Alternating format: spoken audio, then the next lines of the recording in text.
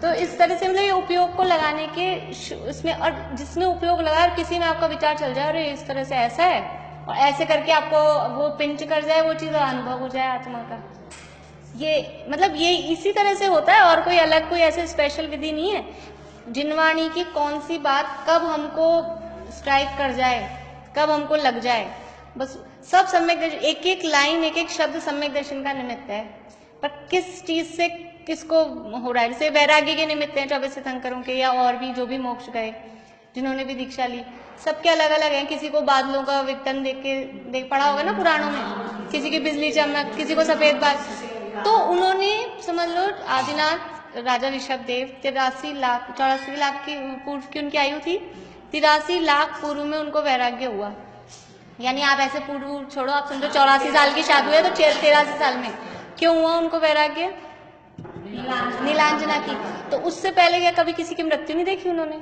उससे पहले कोई को मरा हुआ नहीं देखा था उन्होंने? राजा थे, 83 साल से रह रहे हैं, तो जन्म मरण तो देखे ही होंगे ना। वही तो उसे क्षणभंगुरता ख्याल में आती है। लेकिन अब उस समय उनको वैराग्य का होना था, और उस समय उनको वो उसकी नीलांजना की मृत्यु, वास्तव में वो मृत्यु के संसार की जो स्वार्थ वृत्ति थी ना, कि ये तो मर गई और इसकी जगह तुरंत दूसरी लगा दी। मतलब 1 सेकंड का शोक कोई करने का काम नहीं, बस मरे तो मरे कोई, ऐसी स्थिति। ये देख के उनको वैराग्य आया। किसी को सफेद बाल देख के आया, अलग अलग तीर्थंकरों का अलग अलग है। तो उससे पहले क्या उन्होंने कभी किसी के सफेद बाल नहीं देखे, या उससे पहले कभी उन्होंने बादलों को विकटन नहीं देखा, या कभी बिजली की चमक नहीं देखी, देखे। लेकिन कब वो चीज, वही बिजली की चमक, और उनको एकदम से विचार आ गया अरे जैसे बिजली अभी दिखी थी और अभी गायब हो गई। बादल का अच्छा सा डिजाइन बन रहा था और हमको लग रहा था कि चलो ये अच्छा डिजाइन बन रहा है, अपन ड्रॉ कर लें, ऐसा कुछ महल जैसा लग रहा है, अपन बनाएंगे, इतनी देर में गायब। बिजली चमकी तो लगा कुछ काम कर लें इस चमक में, तो टिकती कहाँ है? तो ऐसे संसार की स्वार्थ वृत्ति देख के, क्षणभंगुरता देख के, मतलब वैराग्य आने में कुछ भी। कल हम रात को उतरे ट्रेन में, तो हम लोग तो उतर गए, और दूसरी आगे डब्बे में देखा लोग चढ़ने को हो रहे थे और एक बच्चा खड़ा था वहां। अब वो चिल्ला रहे बच्चा किसका है। अब एकदम से मन कांप गया कि रात में 12 बजे अब किसी का बच्चा, मतलब एक तो माँ बाप को होश नहीं है, वो बच्चा अगर मान लो 2 मिनट में कोई उसको इधर उधर कर दे कि किसका है किसका है, वो माँ बाप भी ढूंढते फिरे, और वो भी गई जिंदगी। मनुष्य भाव में कैसे कोई पकड़ के ले जाए, उठा के ले जाए, हो गई खराब हो गया। मतलब कहाँ फिर क्या होगा, जो भी उसका पुण्य पाप का उदय जैसा भी होगा। तो मतलब ऐसे रेड लाइट पे खड़े होते हैं, भीख मांगने वाले आते हैं। एक लड़की आई पानी मांग रही खाली, और उस दिन आया वैसे पानी भी नहीं था गाड़ी में, मतलब निकले थे तो मतलब कैसे कैसे कि पैसा नहीं मांग रही, रोटी नहीं मांग रही। फ्रॉड भी होते हैं। लेकिन अपने को वैराग्य अगर लाना हो तो अपने को क्या दिक्कत है? अपने को वैराग्य, अपने को तो चिंतन चलाना है। अपने को वैराग्य कैसे कैसे दुर्लभता है, मनुष्य भाव में पानी के लिए तरस रहे हैं। तो ऐसे कोई भी चीज देख के हमको वैराग्य तो हो सकता है। तो कौन सी बात अपने को पिंच कर जाए, वो बात है ये। तो स्थानांक, फिर समवायांक की समान क्या है देखे थे हमने। 1-1 लाख योजन के क्या है, 45 लाख योजन के क्या है, ऐसे अलग अलग 10,000 योजन के क्या है। इस तरह से अपन देख सकते हैं कि कौन कौन सी चीजें, मतलब पीएचडी वगैरह करते हैं तो क्या होता है उसमें, यही तो होता है कोई एक पॉइंट ले लिया, अब उसमें ढूंढ रहे हैं। सारे शास्त्रों में हम ये ढूंढेंगे कि क्या क्या समानताएं हैं, इसी पे यही तो होता है, गहराई से उसमें विचार चिंतन करना। फिर उसके बाद में क्या है, ज्ञात्री धर्म कथांक की, धर्म की व्याख्या प्रज्ञप्ति अंग। तो उसमें जीव है नहीं है, अस्ति नास्ति, कैसे क्या है, वो सारा उसका वर्णन है। व्याख्याएं हैं, ज्ञान की व्याख्याएं हैं। फिर ज्ञात्री धर्म कथांक की, धर्म की कथाओं का उसमें वर्णन है। पुराण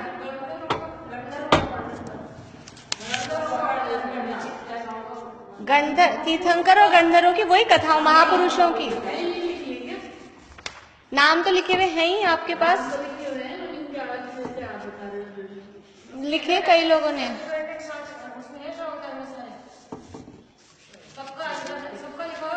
मैं आपको ये आज आपको ये दे दूंगी, आप घर, क्योंकि फिर टाइम लगेगा ना धीरे धीरे लिखने में। आप इसमें से लिख लेना, या फिर रत्नगंज छापा चाहे में से लिख लेना। पर इसमें कुछ थोड़ा बड़ा भी है, छोटी छोटी 1-1 लाइन देख के लिख लेना आप उसमें से। फिर उपासक अध्ययन अंग में उपासक कहते हैं श्रावक को। तो श्रावक की जो 11 प्रतिमाएं वगैरह, व्रत नियम, श्रावक के जो भी आचरण का वर्णन है वो उपासक अध्ययन अंग में। हाँ, ये आपके आ जाएगा पाठ अभी। ये नाम मैं इसलिए नहीं करा रही हूँ कि आपके वो पढ़ रहे हो ना भाग, उनमें है, तत्वज्ञान 2 में है शायद, यानी श्रावक की 11 प्रतिमाएं, ये सारे आ जाएंगे, 14 पुनस्स्थान, ये सारे उसमें आ जाएगा। नहीं तो मैं अलग से कराती, लेकिन अब वो चल ही रहा है तो उसमें आ ही जाएगा आपके क्रम में।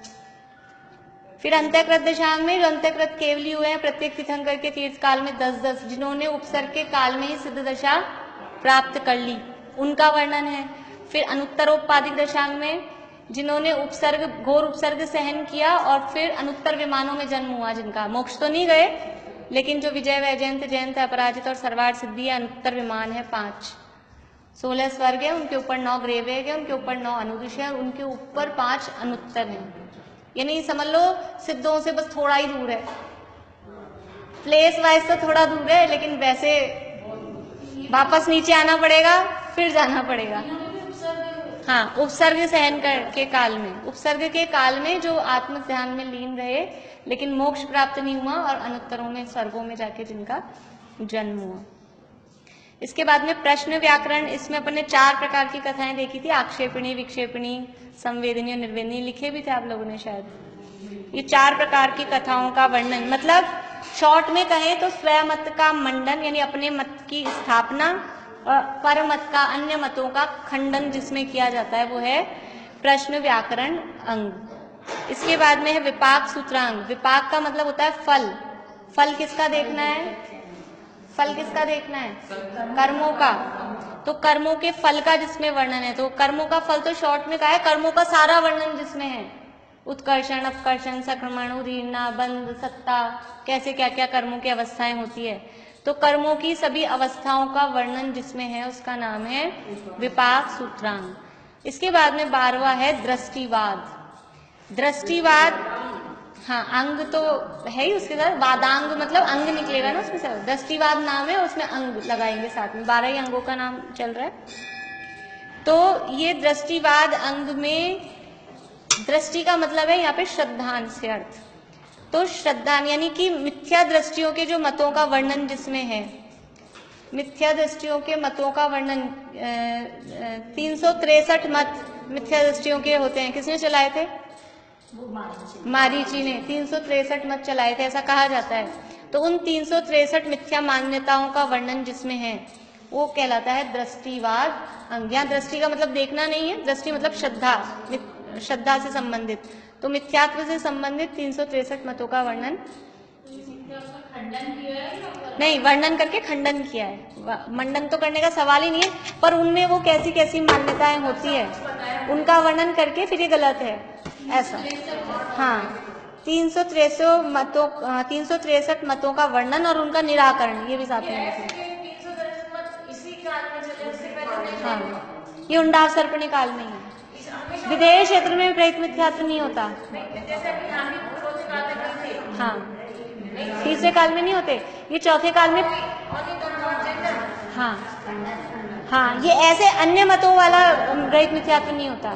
जैन धर्म में जो कुछ और मान्यता है, रूप रहित मिथ्यात्व, वो बात अलग है, लेकिन ये कुदेवादी का जो है ना, वो नहीं होता सामान्य कालों में।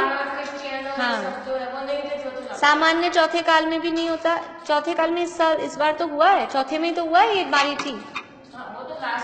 नहीं, शुरू में ही हुआ। हुंडाव सर्पणी काल के दोष से ये 363 मत चले हैं। अभी विदेश क्षेत्रों में भी चौथा काल होता है, वहां ग्रहित मिथ्यात्व नहीं होता, नहीं तो नहीं होता। हाँ, चौथे, 5वें का तो नहीं आता, चौथे का ही मिलता है। ये अभी असंख्यात अवसर्पणी उत्सर्पणी बीत जाते हैं तभी आता है, उनमें नहीं होते ग्रहित मिथ्यात्व, ऐसा नहीं होता। ये अपन हुंडाव सर्पणी काल में, बहुत निकृष्ट काल होता है, ये बहुत खराब काल होता है, लेकिन फिर भी इतने खराब काल में हमको समझ लो कितना अच्छा मिला है। इतने खराब काल में भी हमारे इतना पुण्य का उदय कि हमको ये सच्ची जिनवाणी सुनने को मिल रही है, और सुनना अच्छी लग रही है। ये और महान पुण्य का उदय है। सुनने को मिले लेकिन सुहाए नहीं, बैठे बैठे टाइम पास करें ही नहीं, आते ही नहीं पहली बात तो, और आए तो जोर जबरदस्ती से यूं ही टाइम पास करें, अंदर उतार लें उसको। बहुत बहुत महान पुण्य का उदय है ये सच्ची जिनवाणी मिलना। कितने कम, मतलब देखते ना अपन कितने से लोग होते हैं, ये पुण्य का उदय विशेष होता है, हर किसी के ऐसे पुण्य का उदय नहीं होता है। तो इस दृष्टिवाद अंग के, ये तो इसका अपन ने अर्थ देखा कि इसमें 363 मिथ्या मतों का वर्णन और उसका निराकरण या खंडन किया जाता है। अब इसके 5 भेद हैं दृष्टिवाद के। नाम इसमें है क्या अपने पुस्तक में? शायद नहीं होंगे इसमें, नहीं। ये नाम आप लिख लीजिए। पहला है परिकर्म। परिकर्म पेन एक्स्ट्रा है आपके पास में? हाँ, पेन पेंसिल बुआ को दे दीजिए। दृष्टिवाद, 12वें दृष्टिवाद अंग के 12वें दृष्टिवाद अंग के 5 भेद हैं। परिकर्म, क्रम नहीं, परि लिखना है, प में प, र में छोटी की मात्रा, और कर्म, कर्म जैसे लिखते हैं ना म के ऊपर रेफ, क्रम नहीं, कर्म। समझ में आएगा ना? क्रम में तो क में लगेगा, कर्म लिखना है। हाँ, म पे। 5 में पहला है परिकर्म, फिर दूसरा है सूत्र। हाँ, परिकर्म, दूसरा सूत्र, तीसरा प्रथमानुयोग,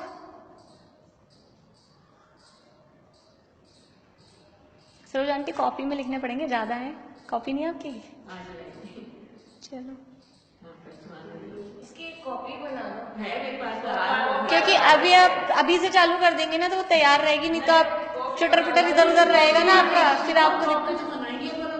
और पढ़ने का बीच बीच में थोड़ा थोड़ा लिख लेते हैं, फिर वो कॉपी भी बीच में। अरे घर जाके पढ़ने का पूरे लिख लो। हाँ, देखो काफी कुछ तो अपन यहाँ लिखते ही है, फिर आपका छूटता है तो जिसका पूरा हो जाता है ना उसके आप ले जाया करो। जैसे आप फास्ट नहीं लिख पाते हो ना, तो जिसका पूरा हो जाए उससे आप कॉपी ले जाके पूरा कर लो। एक दिन का एक दिन, और बाकी 4 दिन छुट्टियां मिल जाती है, 3 दिन की और छुट्टियां मिल जाती है। परिकर्म, सूत्र, प्रथमानुयोग, चौथा है पूर्वगत। हाँ, पूर्वगत।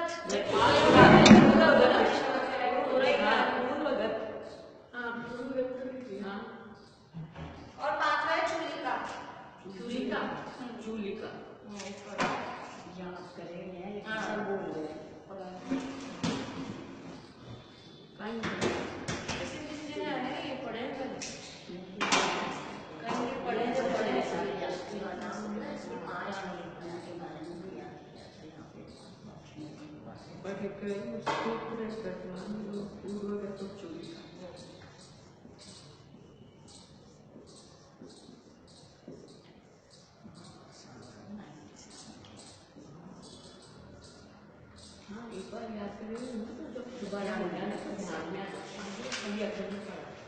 ये सब क्या है, जिनवाणी की पूजन वगैरह जो होती है ना, ये आते हैं बहुत, और लिखने को भी ऐसे आते हैं ना, कई विधानों में भी इनका वर्णन आता है। आप लोग तो करते रहते हैं, हम लोग बनाते हैं, लेकिन जब आप पढ़ेंगे ना तो आपको ख्याल रहेगा कि हमने पढ़ लिया। जब आप पढ़ेंगे ना दोबारा, तो देखिए सबसे पहला है परिकर्म। परिकर्म का मतलब है इसमें गणित की वर्णन है। परिकर्म में संख्या और जो भी करना में जो ये होता है ना, 3 लोक वगैरह का जिसमें वर्णन होता है वो कहलाता है गणित वाला वर्णन। तो इसमें गणित के सूत्रों का वर्णन इसमें किया जाता है। ये परिकर्म में गणित के सूत्रों का वर्णन होता है। इतना सा लिख लीजिए आप समझने के लिए। और करना नहीं हुआ फिर हमने इसके भेदों से भी आपको समझ में आ जाएगा। इसके 5 भेद है, मैं इसलिए सरोजान को कह दूं कि इसके सबके भी भेद हैं। आपके बुक में काम चलेगा। आप कॉपी ले जाना, फिर कॉपी में ही लिख लेना। कॉपी में तो मैं आज वापस करूंगी ना। परिकर्म के 5 भेद है, ठीक है? जैसे लिखने में रहते हैं।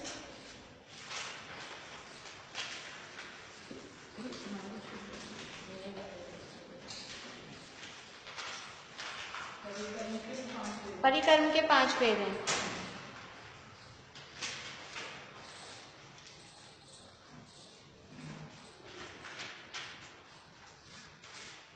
पहला है चंद्र प्रज्ञप्ति।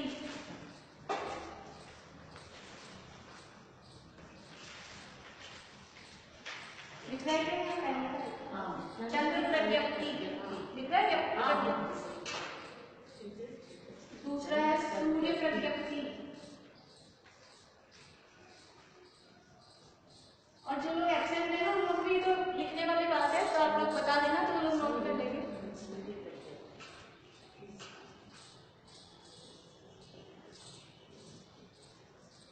जम्बूद्वीप प्रज्ञप्ति। नाम से समझ में आ रहा है वर्णन का वर्णन?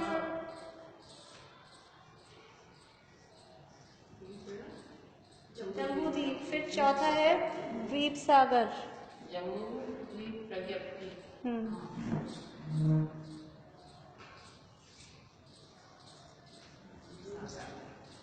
फिर चौथा है द्वीप सागर प्रज्ञप्ति।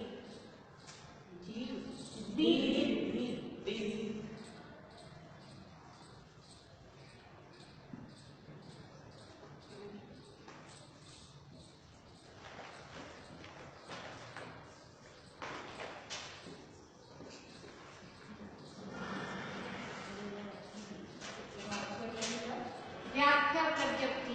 देखो एक तो मेन 12 अंगों में एक उनका नाम व्याख्या प्रज्ञप्ति है।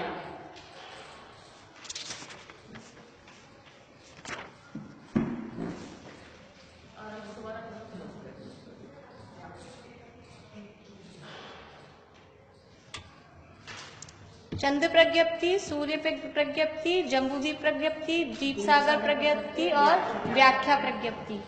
तो एक तो मेन जो 12 अंगों में से अपने 5वां था व्याख्या प्रज्ञप्ति, उसका भी नाम व्याख्या प्रज्ञप्ति है। और 12वें अंग के पहले भेद के 5वें भेद का नाम भी व्याख्या प्रज्ञप्ति। दोनों के अर्थ में फर्क है। वहां पे जो 5वां जो अंग था, मेन जो अंग है, वहां व्याख्या प्रज्ञप्ति का मतलब है जीव है या नहीं है, अस्थि है या नहीं है, जीव मतलब क्षयद्रव्य है या नहीं है, उनको सिद्ध करना, उनकी व्याख्या करना, वहां वो है।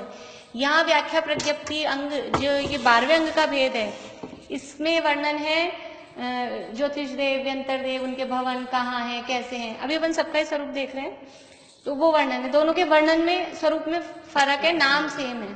देखिए नाम से समझ में आ रहा है चंद्र प्रज्ञप्ति में क्या वर्णन होना चाहिए। अभी आएंगे सबके। हाँ, पहले एक बार थोड़ा आप स्वरूप समझ लें, इसलिए सबके हैं। पूर्वगत में 14 पूर्व जो अपन सुनते हैं ना, 11 अंग 14, पूर्वगत में वो 14 नाम आएंगे पूरे अभी। और चूलिका के भी 5 भेद हैं। सूत्र के भेद बहुत सारे हैं, लेकिन सूत्र के भेद अपन लिखेंगे नहीं, बहुत ज्यादा हैं, वो कुछ नाम भी अलग अलग है, तो वो नहीं लिखेंगे अपन। और प्रथमान योग में भेद नहीं है, तो 3 में भेद हुए हैं, अब ये अपन लिखेंगे। केवल भले ही आपको ऐसा टेंशन लेने वाली बात नहीं है, याद हो जाए तो अच्छी बात है, नहीं हो तो गलत, लेकिन एक बार अपने को ये तो आ जाए कि हमने पढ़ा है। हाँ, इसलिए क्योंकि अभी अपने पास विषय आया, वरना तो फिर ये आगे कहीं विषय आएगा नहीं कि अपन 12 अंग पढ़ सकें, इसलिए। तो चंद्र प्रज्ञप्ति नाम से समझ में आ रहा है क्या है। चंद्रमा के बारे में कि चंद्रमा क्या है, कितना बड़ा विमान है, कैसे वो घूमता है, कैसे उसका परिवार है, उसकी गति, आयु, उसके जो वैभव है, कितने विमान कैसे हैं, वो सारा वर्णन जिसमें है वो कहलाता है, उस अंग का नाम है चंद्र प्रज्ञप्ति अंग। ये करना नहीं, जितना ये 3 लोक संबंधी बात हो गई ना, ये रचना संबंधी जो बातें हैं कर्णानुयोग का विषय होता है अनुयोगों में। तो बहुत वर्णन है जो अपन चौथा अध्याय पढ़ेंगे। और जैसे आप लोगों की कैपेसिटी लगेगी कि कितने चंद्रमा हैं जम्बूद्वीप में, 2.5 द्वीप में, आगे आगे के द्वीप, करोड़ों। नंदीश्वर की पूजन में आता है ना, कोटि शशि भानुदुति, नंदीश्वर द्वीप में करोड़ों सूर्य, करोड़ों चंद्रमा है नंदीश्वर द्वीप में। कैसे हैं, कैसे कैसे उनका एक एक चीज फिक्स है, कितना गमन करेंगे, कैसे गमन करेंगे, उनके रास्ते, गलियां। जम्बूद्वीप में 2 चंद्र और 2 सूर्य हैं।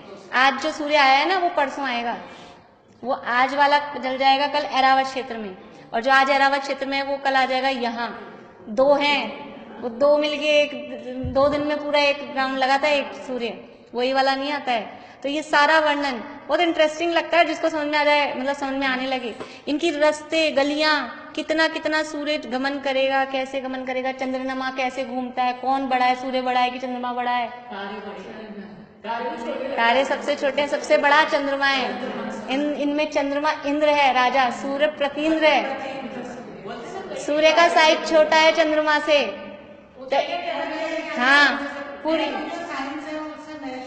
वो सब उल्टा पुल्टा अपन ने, क्योंकि अपन ने पहले वो पढ़ रखा है, तो अपने को अब लगता है गलत। हाँ, देखो ऐसे सूर्य और चंद्रमाओं की संख्या बहुत ज्यादा है, संख्या आते हैं, लेकिन उन सबको मिला के 1 इंद्र, जब 100 इंद्र गिनते हैं ना समोषण में, तो वहां सूर्य को 1 और चंद्रमा को 1 ऐसे गिन लेते हैं। वहां करोड़ों नहीं गिन सकते, क्योंकि 100 घटने अपने को, वो तो असंख्यात हैं। ज्योतिष देव असंख्यात हैं। हाँ, अलग अलग। मतलब पूरा फिक्स है। उनको देख के आपको क्रमबद्ध पर्याय नजर में आए कि एक एक चीज फिक्स है, कोई कुछ किसी को नहीं कर सकता। सूरज की चांद की गति कितना कितना चलेगा, कितना उसकी रास्ते हैं, पूरा एग्जैक्ट एक एक फिक्स है वो सब चीजें। और जिनवाणी में सारा वर्णन है। हमारी ताकत नहीं है, हमको लगता है कि क्या है ये, इतनी गणित है, इतनी गणित है, हमारे सिर के ऊपर से निकल जाए। ये तो समझ लो उन्होंने किया है, इनके जीजाजी लगते हैं, हम तो बाबा बोलते हैं उनको। तो वरना अपने बस की नहीं है, इतनी भयंकर वाली गणित है, ऐसे ऐसे फार्मूले हैं, आज वाले मैथमेटिशियन भी फेल हो जाए उनके आगे। इतनी गणित आचार्यों ने 2000 साल पहले लिख दी। मतलब ऐसे समझते ना अपने को बैकवर्ड है कि पुराने टाइप के, इनको कुछ नहीं आता होगा। ये सारा जो अभी भी निकल रही है ना, ये जो गणित और साइंस, ये सब इन्हीं से निकल रही है। तो ये चंद्र प्रगति ऐसी तरह से सूर्य प्रज्ञप्ति में सूर्य का सारा वर्णन, वैभव, आयु, गति, लिंग, उसके वीथियां वर्ड बोलते हैं उसको, उनके जो मार्ग बने हुए हैं वो सब उसका वर्णन है सूर्य प्रज्ञप्ति में। तीसरा क्या है, जम्बू द्वीप प्रज्ञप्ति। तो उसमें जम्बू द्वीप प्रज्ञप्ति में जम्बू द्वीप का पूरा वर्णन है।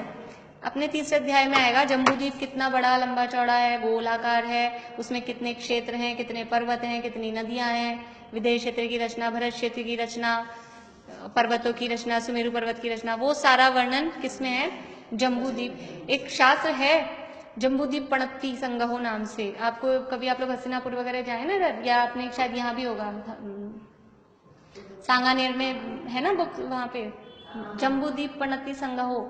लेकिन वो ये एक अंग अलग है, उसी अंग का नाम लेके वो वर्णन लेके जम्बूद्वीप का पूरा वर्णन करने वाला। ऐसे ये सारा वर्णन मुख्य से मिलता है तिलोय पन्नती, लेकिन हिंदी अनुवाद तो है ही सब उसके। लेकिन उसमें वो जो हिंदी अपने को जो पढ़ने, उसमें बीच में इतनी गणित आती है गणित बहुत आती है, हाँ वो उसको आगे पढ़ लो, इतनी गणित आती है उसमें, पूरी बहुत गणित आती है। इसलिए अपने लिए जो अभी ये लिखे हैं ना सरल भाषा में, अपने को लगता है यही पढ़ लो वही बहुत है। तो ये जम्बूद्वीप प्रज्ञप्ति हो गया। प्रज्ञप्ति ये संस्कृत का वर्ड है, वो पन्नति प्राकृत का वर्ड है, बात वही है, उसके अर्थ वही है। इसके बाद प्रज्ञप्ति मतलब जिसमें प्रकृष्ट रूप से ज्ञप्ति यानी जानना, जाना गया है, बताया गया है, वो प्रज्ञप्ति। ज्ञप्ति मतलब है ज्ञान, जानना, वो ज्ञप्ति कहलाता है। फिर है द्वीप सागर प्रज्ञप्ति।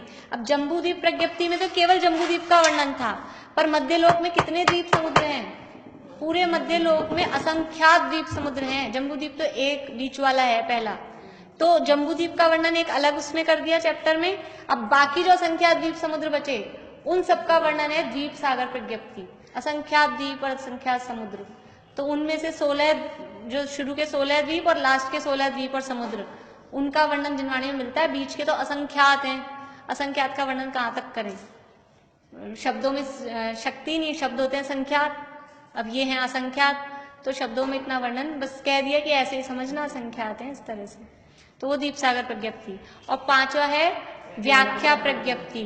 तो इसमें भवनवासी व्यंतर ज्योतिष देवों के जो भी भवन है, विमान है, ये भी क्योंकि मध्यलोक में ही होते हैं। मुख्य रूप से आप समझ लो इसमें पूरा परिकर में मध्यलोक का वर्णन आ गया। मध्यलोक में ज्योतिष देवों का आ गया, फिर दीप सागर में जो अपने मध्यलोक है वो वाला आ गया, और जो मध्यलोक में भवनवासी व्यंतर देव है, व्यंतर देवों के भवन वगैरह, उसका वर्णन इसमें आता है। जिन मंदिर वगैरह जो है ना अपन अकृत्रिम चैत्यालों की पूजन करते हैं, वो सारा वर्णन इसमें है व्याख्या प्रज्ञप्ति अंग में। हाँ, वो सारा उस वर्णन में वो सब है कि अकृत्रिम चैत्यालय, एक एक विमान में एक एक अकृत्रिम चैत्यालय भी है। अपन अपना तीसरा चौथा अध्याय आएगा तो अपन वो सारा पढ़ेंगे, कहाँ कहाँ क्या क्या रचना है, मजा आएगा आप लोगों को बहुत। होगा तो मैं नक्शा वक्शा मंगा लूंगी, यहाँ अपन पूरा कर लेंगे अरेंजमेंट उस हिसाब से। फिर है दूसरा भेद है सूत्र। सूत्र में क्या वर्णन है कि सूत्र में आप मतलब वही 363 जो मेन दृष्टिवाद अंग का जो अपन ने अर्थ देखा था ना, 363 मतों का वर्णन वो इस सूत्र में है।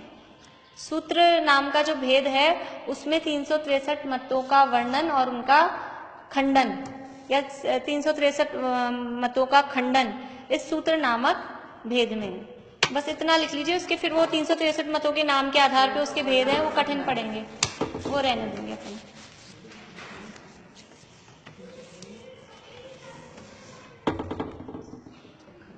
फिर है तीसरा भेद प्रथमानुयोग। प्रथमानुयोग से समझ में आता है आपको अर्थ?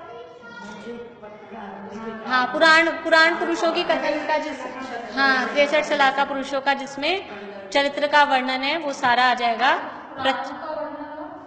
63 श्रीलाका पुरुषों को या महापुरुषों के चरित्र का वर्णन जिसमें है वो प्रथमान योग है। एक अपने ये ऐसा ही इसमें ये भी आया था ना, ज्ञात धर्म कथांग, वो भी इसी टाइप का, प्रथमान योग भी इसी टाइप का है। हाँ, पुराण इसमें आ जाएंगे प्रथमान योग में। अपन बोलते हैं प्रथमान योग की है कहानियां वगैरह। हाँ, तो ये प्रथमान योग में आ गया। इसके बाद में चौथा वेद पूर्वगत। पूर्वगत में 14 पूर्वों का वर्णन है। नाम लिख लीजिए पहले आप।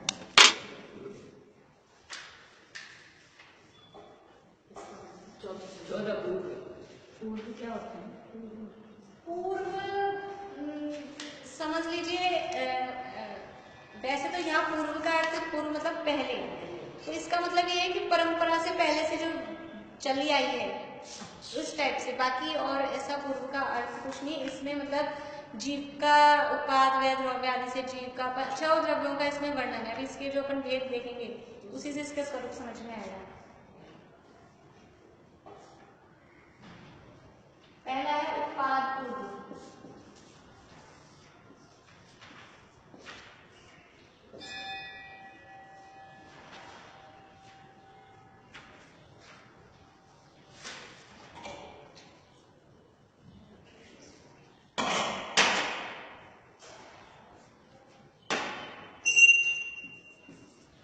दूसरा है अग्रायणी पूर्व। अग्रायणी पूर्व आप लोग लिखते जाना ना, लिखते पूर्व है ना।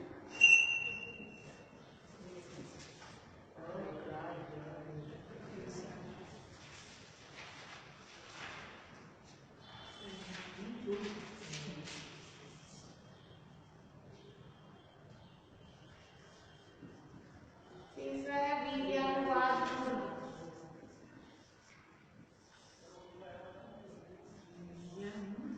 वीर्यानुवाद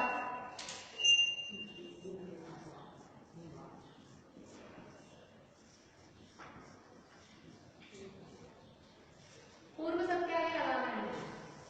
चौथा है अस्ति नास्ति प्रवाद पूर्व।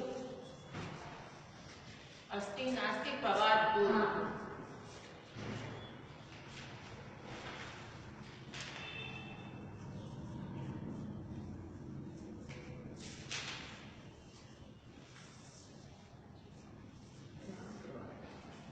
पांचवा ज्ञान प्रवाद पूर्व।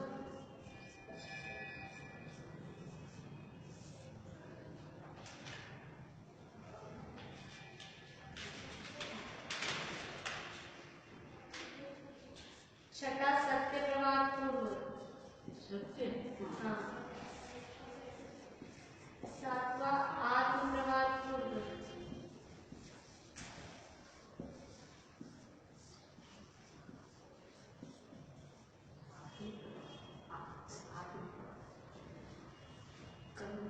आठवां कर्म प्रवाद पूर्व।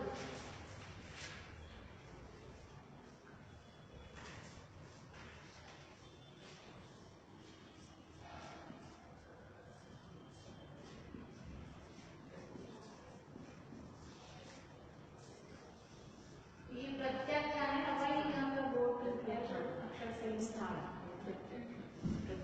प्रत्याख्यान, खाली प्रत्याख्यान वो बोर्ड पर बन रहा है। प्रत्याख्यान पूर्व। 10वां है विज्ञानवाद।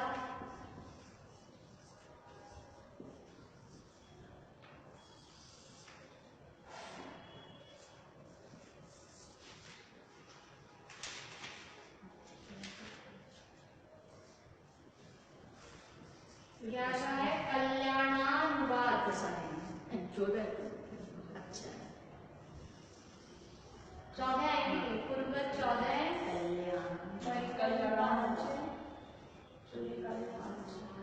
कल्याणानुवाद सही है ना। कल्याणानुवाद। 12वां है प्राणानुवाद।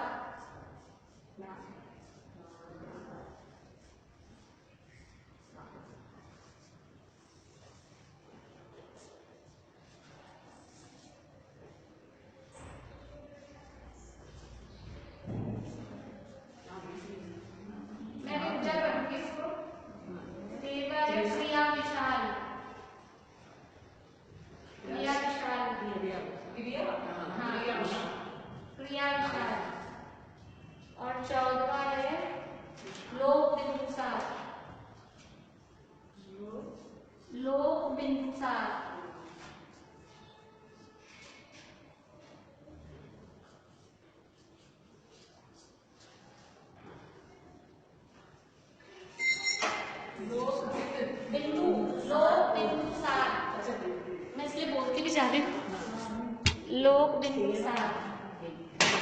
क्रिया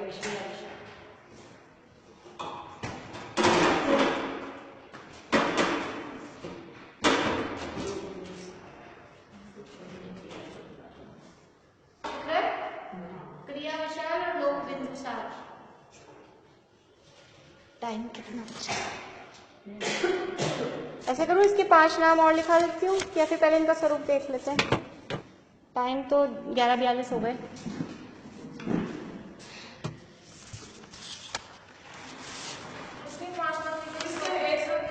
हाँ नहीं, मेरे को तो जल्दी नहीं है, आप लोगों को।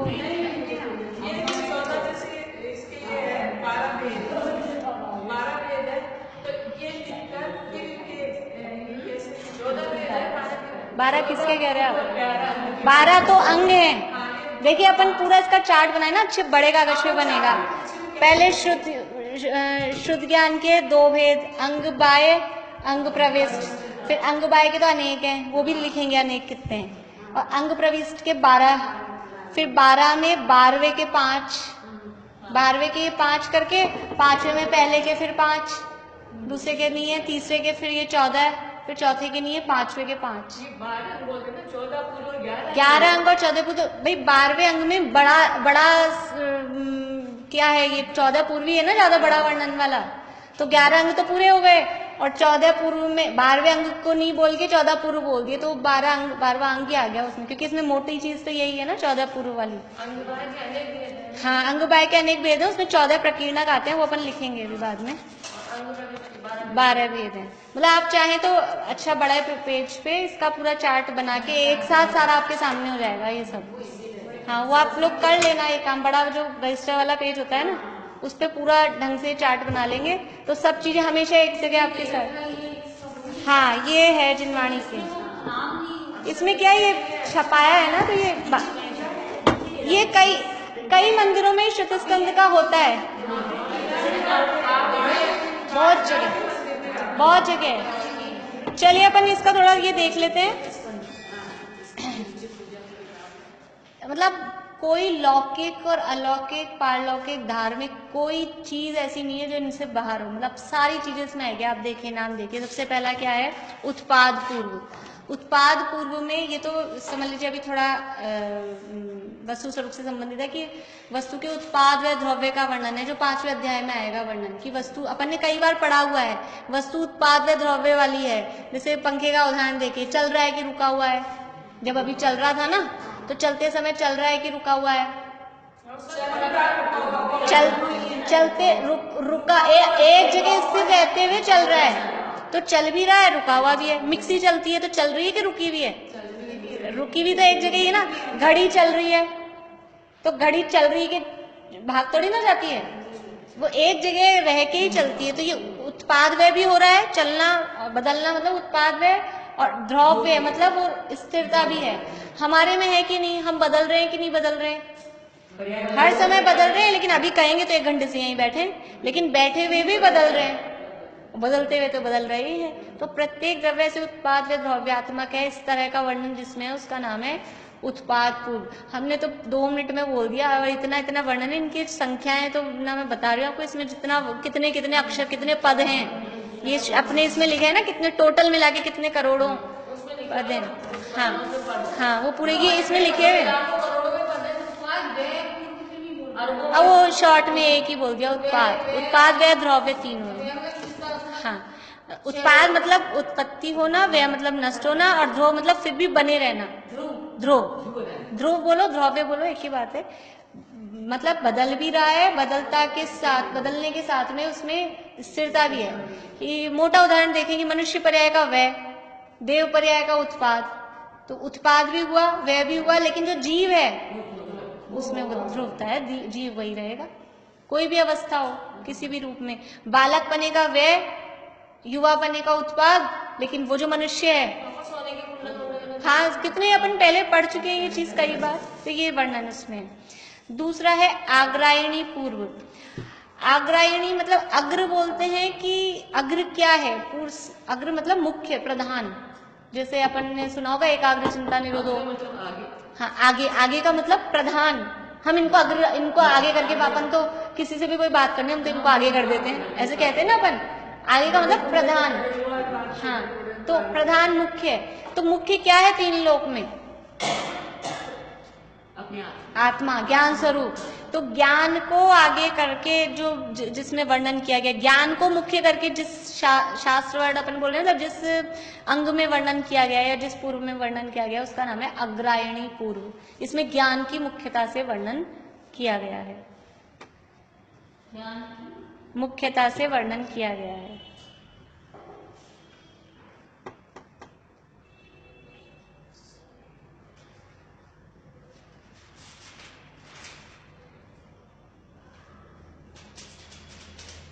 फिर तीसरा नाम क्या है? वीर्यानुवाद पूर्व।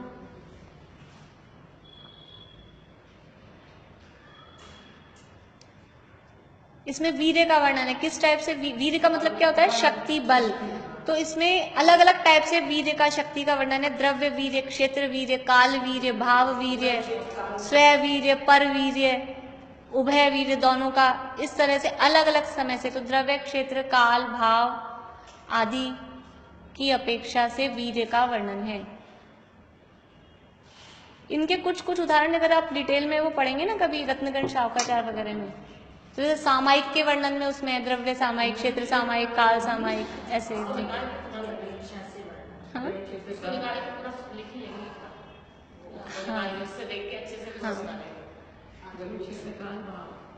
द्रव्य, क्षेत्र, काल, भाव आदि की अपेक्षा से वीर्य का वर्णन है।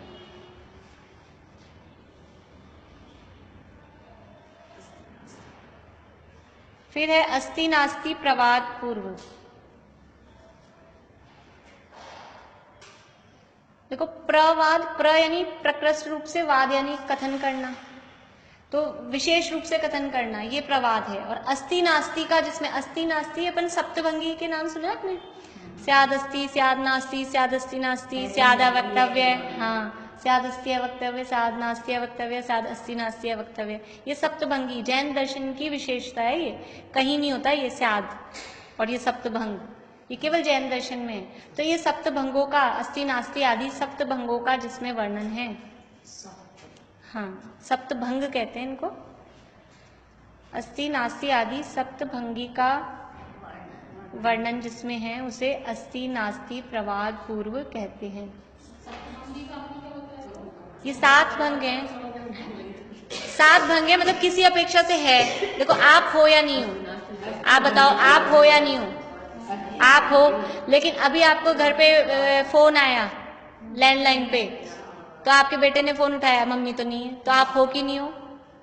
किसी अपेक्षा हो, किसी अपेक्षा नहीं हो, है ना? घर में नहीं हो, यहाँ पे हो। तो ऐसे किसी जीव है या नहीं है कि जीव अपनी अपेक्षा से है, पर की अपेक्षा से नहीं। ऐसे स्याद अस्ति, स्याद नास्ति, स्याद अस्ति नास्ति, है भी और नहीं भी है। इसी तरह से अवक्तव्य, आत्मा का वर्णन किया जा सकता है या नहीं किया जा सकता?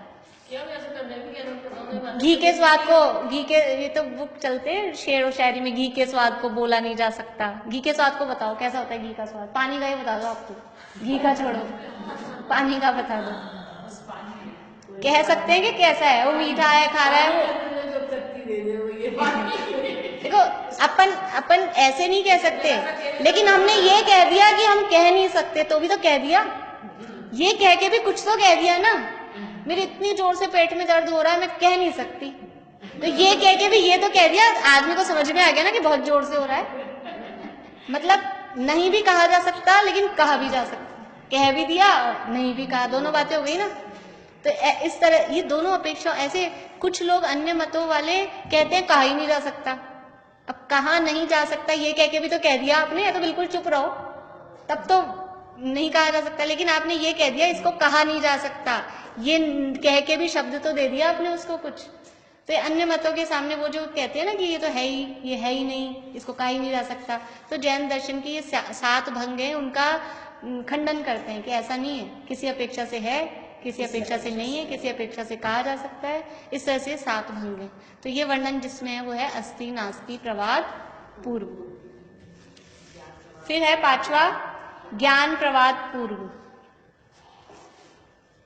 इसमें 8 प्रकार के ज्ञान होते हैं। वैसे तो ज्ञान अपन ने अपने सूत्र पढ़ा है, अपन ने ज्ञान का सूत्र पढ़ लिया। कितने होते हैं ज्ञान? 5 होते हैं।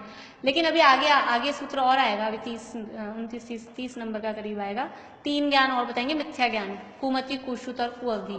तो ऐसे मिला के ज्ञान हो जाते हैं 8 प्रकार के। वैसे तो 5 ही कहे जाते हैं, लेकिन वो मिथ्या ज्ञान मिला के 3 और हो जाते हैं। तो 8 प्रकार के ज्ञान का, फिर ज्ञान कैसे उत्पन्न हो रहा है, उनका स्वामी कौन होता है, ये सारा जिसमें ज्ञान का 8 प्रकार के ज्ञानों का वर्णन जिसमें है वो ज्ञान प्रवाद पूर्व। 8 प्रकार के ज्ञान का वर्णन जिसमें है वो ज्ञान प्रवाद पूर्व कहलाता है। 5 तो हो गए, 3 दूसरे कौन सा? कुमति, कुश्रुत और कुअवधि अभी अपने इसी अध्याय में आगे आएगा। ये जो वर्णन अपन पढ़ रहे हैं ना अभी, ये शुद्धमति शुद्ध ज्ञान, ये सम्यक ज्ञान का वर्णन पढ़ रहे हैं। इसीलिए यहाँ पे वो एक, यहाँ जो मति स्मृति संज्ञा ये सारे बताए ना, ये सब सैनी पंचेंद्रिय, क्योंकि जो सम्यक ज्ञान है वो सैनी पंचेंद्रिय को ही होगा, एक इंद्रिय आदि को होता ही नहीं है। उनको तो कुमति कुश्रुति होते हैं, वो वर्णन तो आगे करेंगे। यहाँ तो सब सैनी पंचेंद्रिय की अपेक्षा से ही वर्णन, इसीलिए यहाँ शुतमति पूर्वम द्वैनिक द्वादश वेदम कहा है ना। ये जो 12 वेद, ये भी सम्यक दृष्टियों को, सम्यक ज्ञानियों को ही होते हैं। मिथ्या दृष्टियों को 12 वेद द्वादश अंग का ज्ञान कहाँ से होता है? होता है कि? अच्छा, मतलब बहुत मजा आया जब पढ़ा पूरा, सुना पूरा, बहुत अच्छा लगा। सब चीजें उसमें प्रवचन सुना क्या? वहाँ एक सचिन जी पंडित जी, हाँ, वहाँ पे भी एक सचिन जी पंडित जी रहते हैं, बहुत अच्छा करणानी योग वगैरह का रहता है उनका। हाँ, बढ़िया। इसके बाद में है सत्य प्रवाद पूर्व। देखिए टाइम तो हो गया, आप लोगों को आकुलता नहीं हो क्या है? अपन कल ले लेंगे फिर, है ना, यही छोड़ते हैं। कल आ जाएंगे सब लोग, कल इसको ये पूरा कर लेंगे अपन, बाकी का जो भी बचा है ना वो सारा कल पूरा कर लेंगे अपन।